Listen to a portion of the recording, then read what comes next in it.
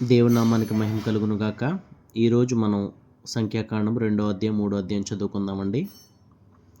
మరియు యెహోవా మోషే అహరోనులకు ఇలాగ సెలవిచ్చెను. ఇశ్రాయేలీయులందరూ తమ తమ పితరుల కుటుంబముల టెక్కెములను పట్టుకొని తమ తమ ధ్వజమునొద్ద దిగవలను. వారు ప్రత్యక్షపు గుడారమునకెదురుగా దాని చుట్టూ దిగవలను. సూర్యుడు ఉదయించు తూర్పు దిక్కున యూదా పాళెపు ధ్వజము గలవారు తమ తమ సేనల చొప్పున దిగవలను. అమ్మీనాదాబు కుమారుడైన నయస్సోను యూదా కుమారులకు ప్రధానుడు. అతని సేన అనగా అతని వారిలో లెక్కింపబడిన పురుషులు 74,600 మంది. అతని సమీపమున ఇస్సాకారు గోత్రికులు దిగవలను. నూయారు కుమారుడైన నెతనేలు ఇస్సాకారు కుమారులకు ప్రధానుడు. అతని సేన అనగా అతని వారిలో లెక్కింపబడిన పురుషులు 54,400 మంది. అతని సమీపమున జబూలూను గోత్రికులు ఉండవలను. హేలోను కుమారుడైన ఏలీయాబు జబూలూనీయులకు ప్రధానుడు. అతని సేన అనగా అతని వారిలో లెక్కింపబడిన వారు 57,400 మంది.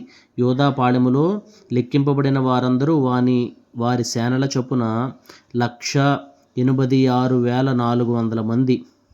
వారు ముందర సాగి నడవలను. రూబేను పాళెపు ధ్వజము వారి సేనల చొప్పున దక్షిణ దిక్కున ఉండవలను. షెదేయూరు కుమారుడైన ఏలీనూరు రూబేను కుమారులకు ప్రధానుడు. అతని సేన అనగా అతని వారిలో లెక్కింపబడిన వారు 46,500 మంది. అతని సమీపమున షిమ్యోను గోత్రికులు దిగవలను. 12వ వచనం 2వ లైన్ అండి.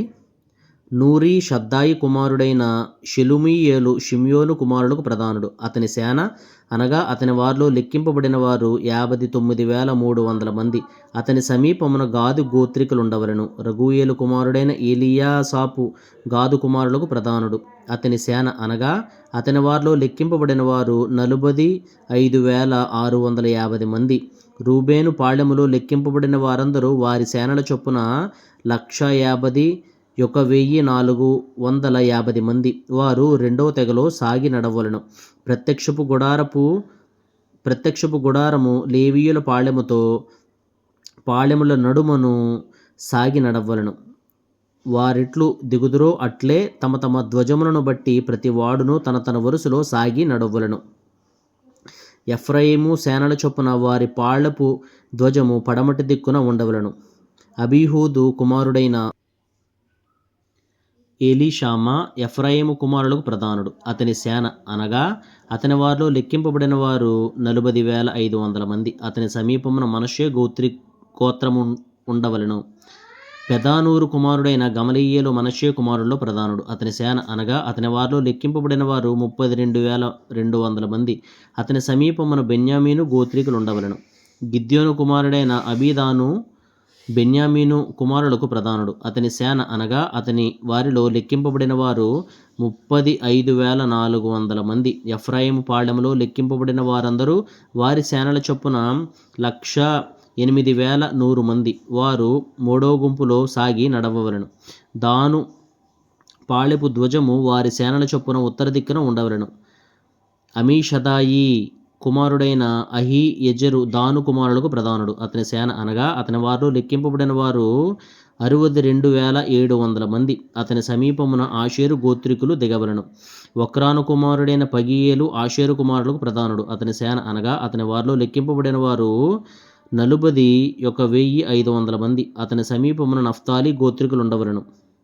యానాను కుమారుడైన అహీరా నఫ్తాలి కుమారులకు ప్రధానుడు. అతని సేన అనగా అతని వారిలో లెక్కింపబడిన వారు 53,400 మంది. దాను పాళెములో లెక్కింపబడిన వారందరూ 157,600 మంది. వారు తమ ధ్వజముల ప్రకారము కడపటి గుంపులో నడవలను.